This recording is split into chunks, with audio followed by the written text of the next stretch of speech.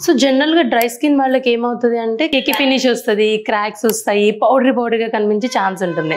కాబట్టి మనం ఏం చేయాలి అంటే మేకప్లో ఫౌండేషన్ కంప్లీట్ అయిపోయిన తర్వాత బాగా ఫౌండేషన్ని బ్లెండ్ చేసేసాము అయిపోయింది అనుకున్నాక మీకు సెట్టింగ్ స్ప్రేస్, హైడ్రేషన్ మిస్ట్ లాంటివి దొరుకుతాయి.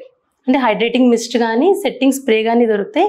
వాటిని ఒకసారి మళ్ళీ స్ప్రే చేసేసి బ్లెండ్ చేసేయండి. సెకండ్ స్టెప్, పౌడర్ని మనం బ్లెండ్ చేసేటప్పుడు పౌడర్ని మళ్ళీ మనం ఫేస్ మొత్తం అప్లై చేసేటప్పుడు జస్ట్ బాగా ప్లఫీగా ఉండే ఇలాంటి బ్రషెస్ అస్సలు తీసుకోవద్దు. ఇలాంటి ప్లఫీ బ్రషెస్తో మనం అప్లై చేస్తే ప్రోడక్ట్ మనం సెట్ చేయలేం.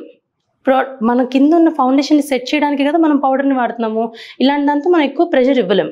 కాబట్టి పఫ్ లాంటివి యూజ్ చేసుకోవాలి. పఫ్ లాంటి వాటితో పౌడర్ ముందు మన చేతి మీద బ్లెండ్ చేసేసి ప్రెస్ చేస్తూ ఇలా పౌడర్ని సెట్ చేయాల్సి ఉంటుంది. తర్వాత అది అయిపోయిన తర్వాత ఎక్సెస్ పౌడర్ని రిమూవ్ చేయడానికి మాత్రం దీంతో జస్ట్ రౌండ్గా ఇలా క్లియర్ చేస్తే సరిపోతుంది.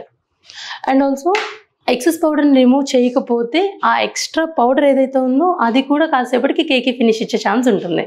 సో ఈ స్టెప్స్ కంపల్సరీగా ఫాలో అవ్వాలి.